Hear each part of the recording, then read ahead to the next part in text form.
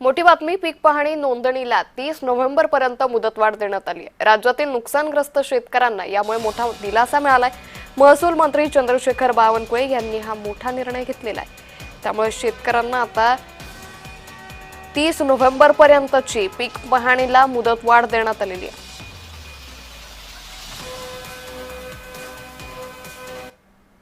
मुदतवाढ देण्याची कारणं नेमकी काय पाहूयात।